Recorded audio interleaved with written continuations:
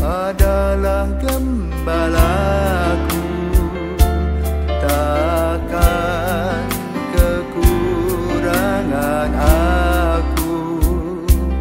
Ia membaringkan aku di padang berumput hijau.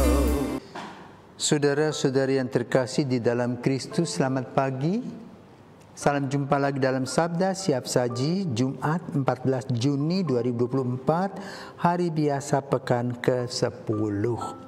Dalam nama Bapa, Putra dan Roh Kudus. Amin. Allah Bapa Maha Baik, Engkau hadir dan berbicara kepada kami melalui berbagai cara. Buatlah kami peka akan kehadiran-Mu dan memampukan kami menangkap maksud dan kehendak-Mu. Sebab Dialah Tuhan pengantara kami yang bersama dengan Dikau dalam persatuan Roh Kudus, hidup dan berkuasa Allah sepanjang segala masa. Amin. Tuhan bersamamu dan bersama rohmu.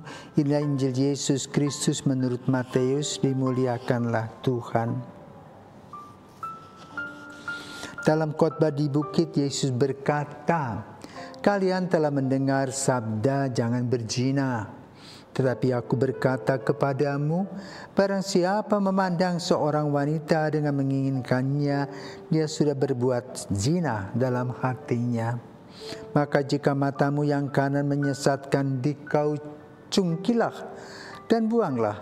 Karena lebih baik bagimu satu anggota badanmu binasa daripada badanmu seutuhnya dicampakkan ke dalam neraka. Dan jika tangan kananmu menyesatkan dikau, penggalah dan buanglah. Karena lebih baik bagimu satu anggota badanmu binasa daripada dengan badanmu seutuhnya masuk neraka." Telah disabdakan juga, barang siapa menceraikan istrinya harus memberi surat cerai kepadanya. Tetapi aku berkata kepadamu, barang siapa menceraikan istrinya kecuali karena zina, dia membuat istrinya berzina.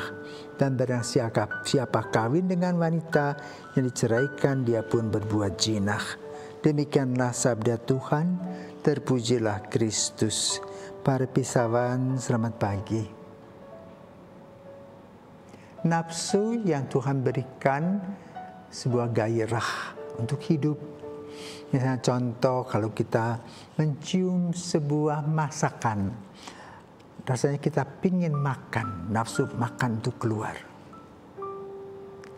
Tetapi juga ada nafsu-nafsu yang membuat sebetulnya dunia ini semakin diisi oleh generasi baru. Melalui apa? Melalui seks. Jadi manusia diciptakan oleh Tuhan dengan dua jenis kelamin, laki-laki dan perempuan. Laki-laki yang mempunyai kelamin di luar, perempuan di dalam, dan dipersatukan di dalam Tuhan, dan mereka bisa prokreasio, artinya melahirkan anak-anak yang dibumbui dengan cinta kasih dalam keluarga. Dan inilah tujuan daripada kehidupan berkeluarga. Kan juga itu mengatakan Ecclesia Domestica, gereja rumah tangga.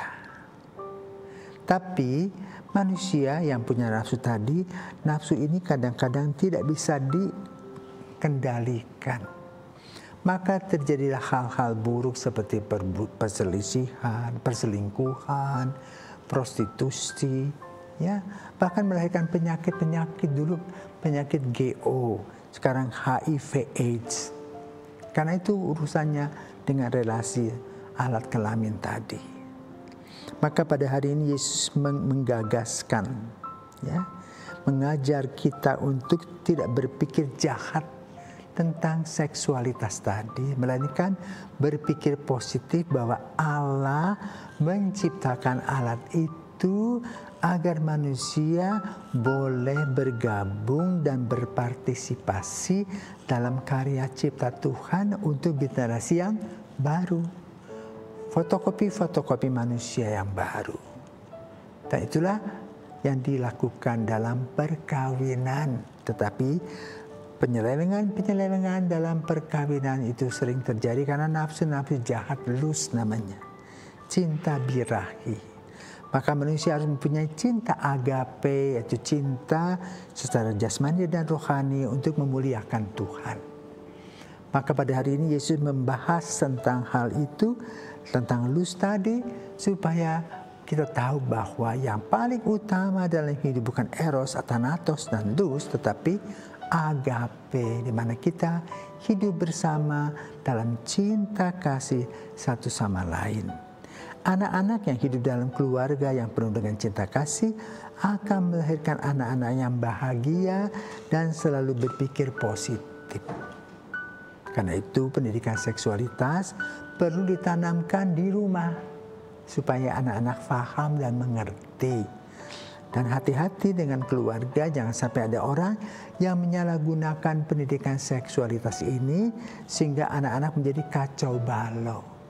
Lebih baik orang tua sejak dini mengajarkan pada anak-anak mereka adanya perbedaan alat kelamin di mana fungsi dan tugasnya harus diterangkan supaya anak-anak mempunyai pikiran positif akan seksualitas.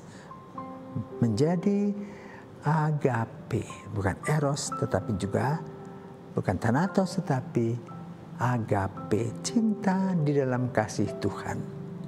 Semoga bacaan pada hari ini mengingatkan kita akan tantangan dan bahaya kalau kita tidak sadar itu eros, thanatos atau lust, tetapi yang paling diutamakan dalam hidup kita adalah agape. Maka mari saudaraku terkasih, setiap hari kita memberi waktu untuk berbicara dengan Tuhan tentang hidup kita, terutama pada Ekaristi di mana kita bisa mengajukan doa-doa, permohonan dan harapan kita agar kita dibungkus oleh Roh Kudus sehingga tantangan dan hambatan bisa kita lewati dan kita boleh berbahagia bersama dalam agape. Tuhan memberkati.